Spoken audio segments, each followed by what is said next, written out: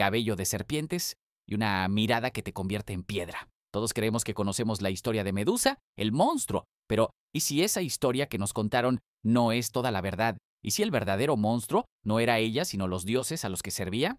Esta es la crónica de una mujer castigada para ocultar el crimen de un dios. Esta es la verdadera historia de Medusa. Antes de que su nombre se convirtiera en sinónimo de terror, Medusa era, según las versiones más famosas del mito, una mujer mortal de una belleza legendaria. A diferencia de sus hermanas, las gorgonas Steno y Euriale, que eran inmortales, Medusa era frágil. Su cabello era su rasgo más admirado, una cascada espectacular que enmarcaba un rostro casi perfecto. Aunque las versiones más antiguas la describen como un monstruo desde su nacimiento, fue el poeta romano Ovidio quien popularizó la historia de su transformación. En su versión, la belleza de Medusa era solo un reflejo de su devoción. Era una sacerdotisa leal en el templo de Atenea, la diosa de la sabiduría. Había entregado su vida al servicio de la diosa, cumpliendo un voto de celibato y honrando su templo. De hecho, su nombre significa guardiana, un título que llevaba con orgullo. Pero en el mundo de los dioses griegos, la belleza de una mortal a menudo no es una bendición, sino el prólogo de una tragedia. La fama de Medusa se extendió más allá de los muros del templo y no solo atrajo a pretendientes mortales.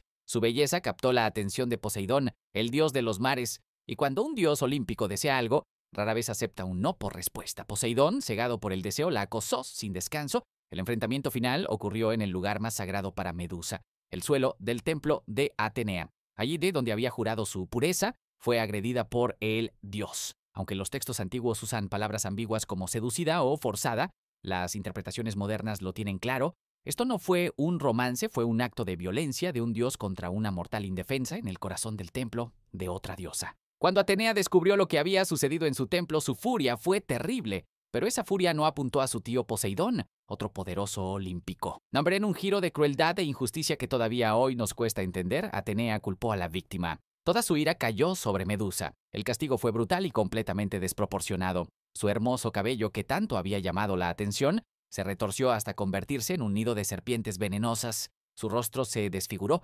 convirtiéndose en una máscara de terror, y sus ojos, que antes reflejaban devoción, fueron maldecidos con un poder mortal, la capacidad de convertir en piedra a todo aquel que la mirara directamente.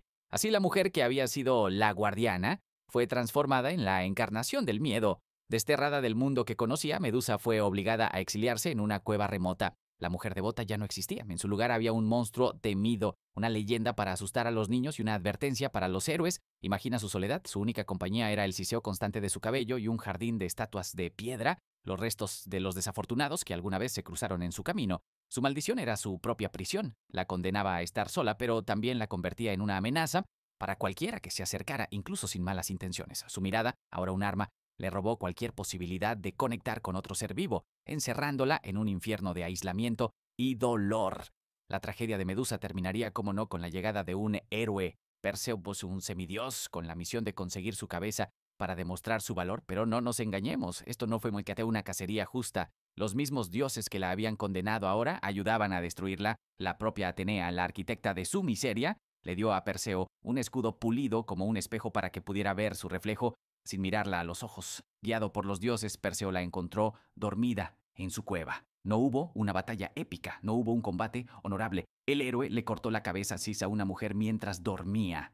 Con un solo golpe, la trágica vida de Medusa terminó, pero ni siquiera en la muerte encontró paz. De su cuello brotaron sus dos hijos con Poseidón, el gigante Crisaor y el caballo alado Pegaso. Su cabeza, con su poder intacto, se convirtió primero en el arma de Perseo y después en el trofeo de guerra de Atenea, que la colocó en su escudo como un símbolo protector. La misma diosa que la había destruido ahora usaba su cabeza para protegerse. La historia de Medusa nos hace preguntarnos quiénes son los verdaderos monstruos. Si esta historia te ha hecho pensar, suscríbete y déjanos un comentario. Para ti, ¿Medusa es una víctima, un monstruo o algo completamente diferente? Por siglos, Medusa fue contada como una advertencia, pero hoy su historia está siendo reclamada. Ya no es vista solo como el monstruo, sino como el símbolo de la víctima a la que le echan la culpa, un ícono de la injusticia. En nuestra era, Medusa se ha transformado una vez más, pero ahora en un emblema de la furia y la resistencia femenina.